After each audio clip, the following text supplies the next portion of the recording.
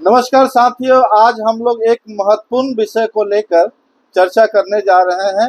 ये चर्चा अनुसूचित जाति, अनुसूचित जनजाति, schedule caste, schedule tribe caste के बारे में है। इसमें कहा जा सकता है कि बहुत सारी पार्टियां जैसे कि कांग्रेस हो गई, भारतीय जनता पार्टी हो गई, बिहार के राजद होंगे, जदयू होंगे और भी कई देश के तमाम तरह की पार्टियां जो हैं अपने आप को दलितों का हितैषी मानते हैं, जबकि संविधान द्वारा प्रदत्त शक्तियां द्वारा सीट जो रिजर्वेशन हुआ है उसी सीट पे ये लोग अपने कैंडिडेट, रिजर्वेशन कैंडिडेट को टिकट देते हैं और उसी के तहत जो प्रतिनिधि जीत के आते हैं संविधान से के द्वारा, वो लोग सिर्फ पार्टी का प्रतिनिधित्व करते हैं, ना कि दलित समाज के प्रतिनिधित्व करते हैं। सवाल नंबर एक। सवाल दूसरा ये है सर कि जो पार्टी अपने आप को दलितों का हितैषी कहती है तो राज्यसभा में कितने दलितों को भेजती है, और साथ ही साथ जो राज्य के विधान सभा है, विधान परिषद, उसमें उन लोग कितने सदस्य को चुन के भेजती है। ये भी बात देखने वाली बात है कि वो कितने हितैषी है। इसके बारे में हमारे साथ बात करने के लिए हरिकेश्वर राम जी हैं, जो साथ ही साथ हमारे साथ अधिवक्ता महोदय मांझी जी हैं। इन लोग आज विचार विमर्श करेंगे कि आखिर कौन पार्टी दलितों का कितना हितैषी है और पिछले दिनों कौन पार्टी कितना जो है सीट दलितों के पक्ष में या चुन के या मनोनीत करके भेजी। तो सर बहुत बहुत धन्यवाद आपका। सर बताया जाए कि कितना, कौन सी पार्टी दलितों के हितैषी है। लगभग सभी पार्टियां दावा कर रही कि हम इस चुनाव में दलितों के लिए कुछ खास करने वाले हैं। दावा करना अलग बात है और हकीकत में दलितों का हितैषी होना अलग बात है। ठीक है, तो इससे पता नहीं चलता है आपको कि विधानसभा में आप कितना टिकट देते हैं और लोकसभा में कितना टिकट देते हैं SC ST को जी। तो इससे हितैषी होने का पता नहीं चलता है। हाँ। क्यों?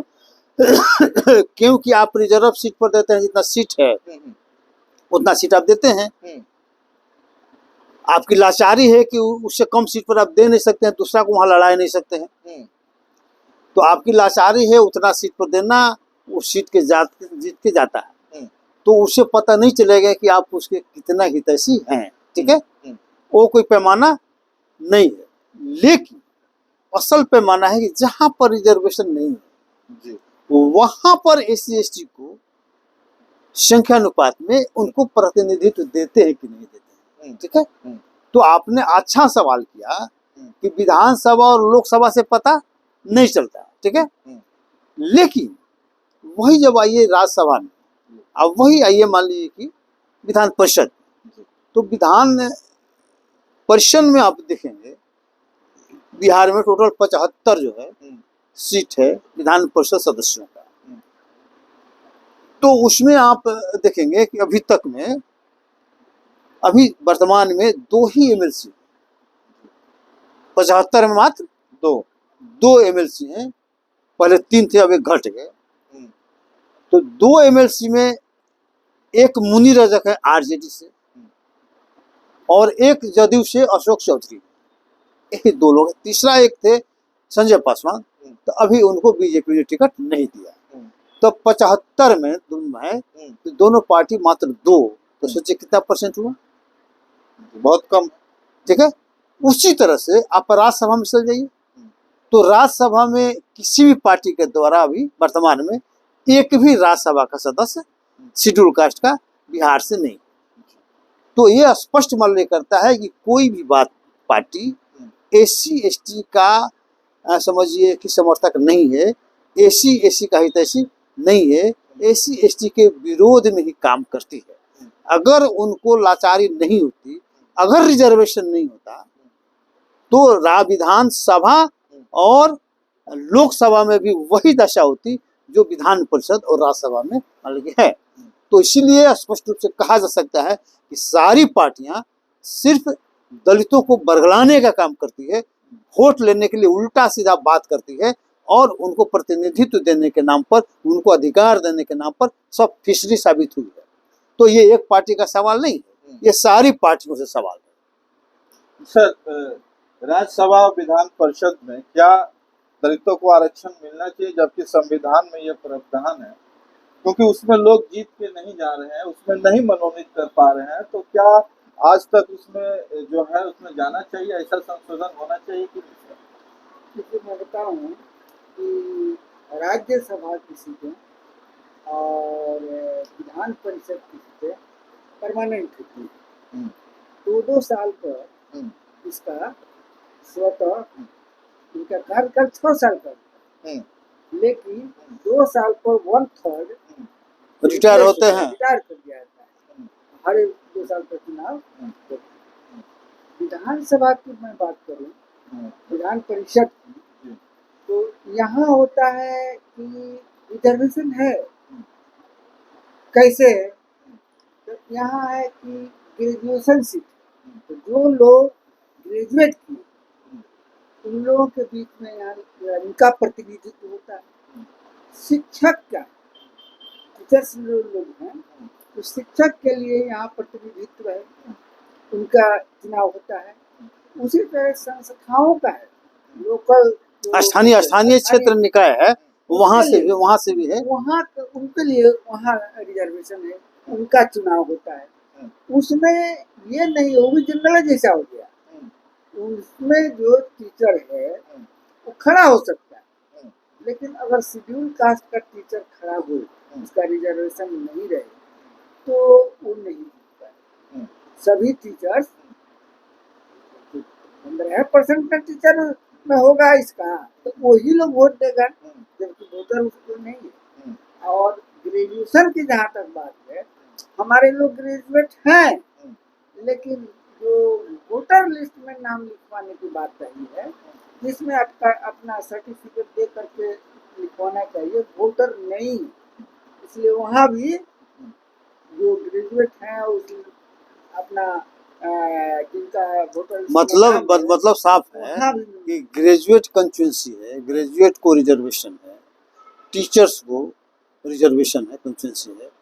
SC ST का कोई कंस्टिट्यूंसी विधानसभा या राज्यसभा में नहीं है, ठीक है। तो जब नहीं है तो वहां पर प्रतिनिधित्व कैसे पूरा हो, ये किसी पार्टी को नहीं आती है, कोई नहीं चाहता है। अगर चाहता तो उस वहां से भी शेड्यूल कास्ट के लोगों को टिकट देकर लड़ा था, तो हो सकता है वहां प्रतिनिधित्व होता, ठीक है।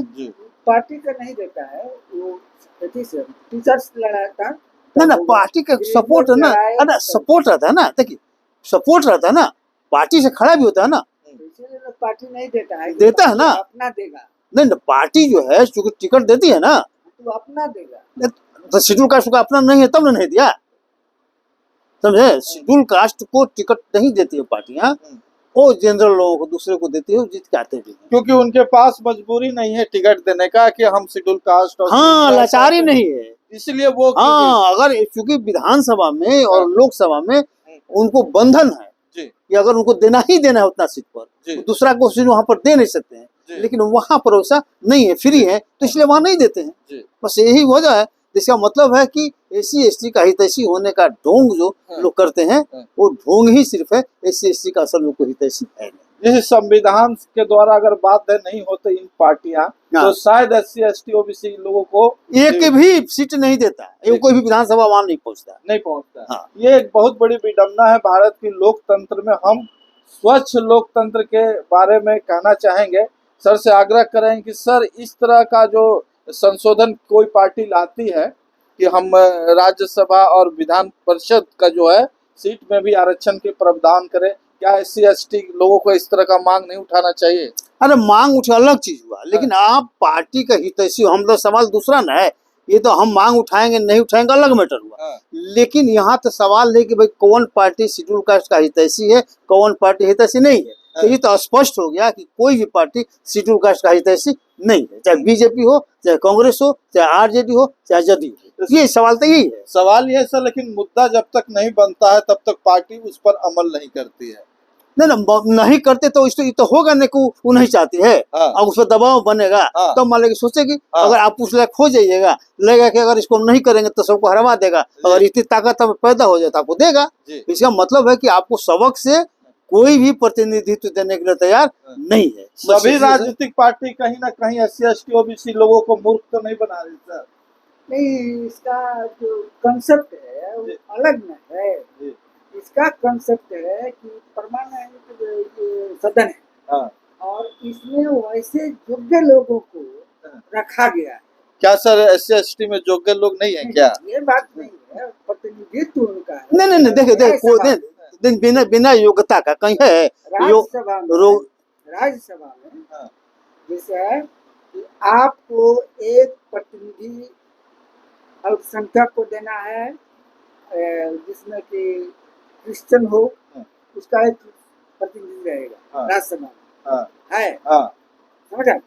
उसका प्रतिनिधित्व कम नहीं होगा, क्या उसका सवाल कौन उठाएगा। उसी तरह से अन्य जो योग्य लोग हैं उसमें राज्यसभा में उनको जैसे कि खिलाड़ी से लिया जाता है, तो आपका सचिन भी थे। उसी तरह से क्या सांस्कृतिक व्यक्ति से हाँ। तो रेखा भी थी। हाँ। आपका ये सब माने उसका प्रतिनिधित्व दिया जाता है। सर हमारा कहना है कि आप खिलाड़ी से लीजिएगा तो क्या खिलाड़ी में SC ST नहीं है? आप नहीं, ये सवाल ही बेकार। देखिए, ये हम सवाल लिंगर आप कर रहे हैं, सवाल ही फालतू हो गया। अरे भाई, आप खिलाड़ी को भी दीजिए, ग्रेजुएट को भी दीजिए, उसको भी दीजिए, वो सब चलेगा। लेकिन मेरा तो इतना ही कहना है ना कि चूंकि शेड्यूल कास्ट और शेड्यूल ट्राइब्स को आप राज्यसभा में वहां पर आप नहीं दे रहे हैं, ठीक है, जबकि आप दूसरों को देते हैं। ऐसा थोड़ा है कि मान लीजिए कि सब योग्य लोगों को देते हैं, क्योंकि आप वहाँ नहीं देते हैं, क्योंकि विधानसभा में लाचारी है, इसलिए आपको देना पड़ता है। तो सीधा सा सवाल है कि आप शेड्यूल कास्ट पे सिंपैथी करने वाले लोग असल में कोई नहीं है, सब लोग ब्लैकमेलर है। आप ये आप ना कर सकते हैं। हाँ, सीधा इतना ही बात, इससे अलावा दूसरा कोई बात नहीं है। और सवाल सब बेकार है। अब सवाल ही मान लीजिए किसी नहीं है, उसी पर आप खत्म करिए। चलिए, बहुत बहुत धन्यवाद। आपने ये बात सुनी, कैसा लगा जरूर कमेंट करके बताएं। बहुत बहुत धन्यवाद। हाँ, क्योंकि देखिए